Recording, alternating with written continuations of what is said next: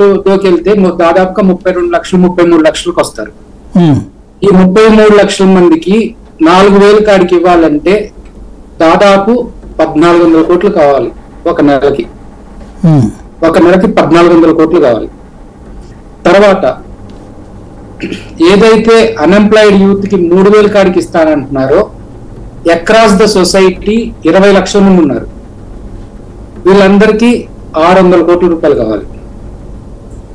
ఉద్యోగస్తుల జీతభత్యాలు 4,800 కోట్లు. వాలంటీర్లు 2,65,000 మంది ఉన్నారు. ఒక్కొక్కరు 10,000, 2,65,000. 4,800 కోట్లు జీతాలా నెలకే? అవునండి, జీతాలు నెలకి పెన్షన్లతో కలిపి. వాలంటీర్లకు ఎంత? 4,800 కోట్లు అండి. వాలంటీర్లకు 10,000, 2,65,000 మంది. ఓకే. 1,500 రూపాయల కాడికి 18 సంవత్సరాల నుంచి 50 సంవత్సరాలు ఉన్న మహిళలు దాదాపు 80 లక్షల మంది. 80 లక్షలు మహిళలు. ఇది మహిళలే. మహిళలు 2,06,00,000 అండి మన రాష్ట్రంలో. ఓకే. సో వీళ్ళందరికీ ప్రతి ఒక్కరికి స్కీమ్ ఇస్తానని చెప్తున్నారు. ఇది దాదాపు 1,000-1,200 కోట్లు అవుతుంది. మొత్తం కలిపి దాదాపు 13,200 కోట్ల రూపాయలు 1వ తారీఖు పొద్దున కావాలి సార్కి. చంద్రబాబు నాయుడు గారు సృష్టించిన సంపద 5 ఏళ్ల పాటు ఆయన దిగెళ్ళిపోయే రోజున తెల్లారి పొద్దున్నే జీతాలు ఇవ్వాలి. ఖజానాలో ఉంది 100 కోట్ల రూపాయలు. అది ఆయన సృష్టించిన సంపద. నేను ఆరోగ్యశ్రీ కానివ్వండి, ప్రతి నెల పిల్లలకి పెట్టే ఫుడ్ కానివ్వండి, వసతి దీవెన, విద్యా దీవెన కానివ్వండి, లేకపోతే నాడు నేడు స్కూల్స్ రెనోవేషన్ ప్రోగ్రామ్ గురించి కానివ్వండి, వీటన్నిటి గురించి ఏమీ మాట్లాడతా. 13,200 కోట్ల రూపాయలు 1వ తారీఖు పొద్దున కావాలి.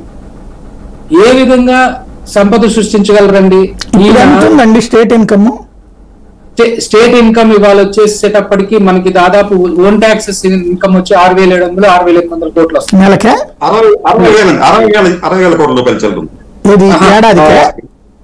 సంవత్సరానికి. 60,000 కోట్ల రూపాయల నుంచి 65,000 కోట్ల వరకు ఉందండి. 6,000 కోట్లు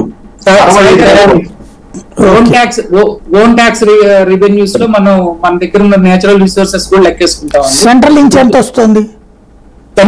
సెంట్రల్ దగ్గర నుంచి దాదాపు మనకి 1,00,000 చిల్లర వస్తుందండి అన్నిట్లో కలిపి. ఓకే. సో మేజర్ గా మనకు వచ్చేది ఇన్కమ్ ట్యాక్స్ షేర్ కానివ్వండి, లేకపోతే ఎక్స్పోర్ట్స్ వాల్యూలో కానివ్వండి, వీటిలో వస్తుంది. సో ఇక్కడ మనకి ఒక నెలకు వచ్చి 1వ తారీఖు పొద్దున 13,200 కోట్లు కావాలి. ఇవాళ ఉన్న వాస్తవ పరిస్థితి ఏంటంటే 1వ తారీఖు నాడు మనం జీతాలు పెట్టుకొని లెక్క తీసుకొని ఫస్ట్ పెన్షన్స్ ఇచ్చుకుంటున్నాం 1,900 కోట్ల రూపాయలు. అది 2,800 కోట్ల రూపాయలు అవుతుంది 4,000కి వెళ్ళిపోతే. సో ఆ 2,800 కోట్లు కనుక తీసేస్తే మనం ఆ 2,800 కోట్లు రెవెన్యూ జనరేట్ అవడానికి మనం 20వ తారీఖు నుంచో 19వ తారీఖు నుంచో వచ్చిన డబ్బులను ఆపేయాలి. సో అలాగే జీతాలకే తీసుకోవాలంటే అంతకు ముందు నెలకల్లా ఏవైతే పథకాలు పక్క స్టేట్స్ నుంచి కాపీ చేశారో, మన స్టేట్ కి కాపీ చేశారో వాళ్ళ బడ్జెట్ కూడా తీసుకొచ్చి ఇక్కడ పెట్టుకుంటే గానీ ఈ స్కీమ్స్ ఇవ్వలేరు 1వ తారీఖు. సో ఇవి ప్రాక్టికల్ గా పాసిబిలిటీ లేదు.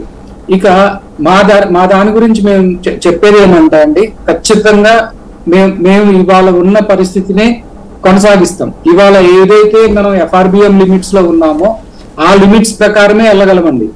మనం ఎందుకోసం అంటే ఇండస్ట్రియల్ గ్రోత్ మనం నంబర్ 1 లో పొజిషన్ కి వచ్చాం. ఆల్రెడీ మీకు అందరికీ తెలుసు 5th పొజిషన్ కి వచ్చాము అక్రాస్ ద కంట్రీ.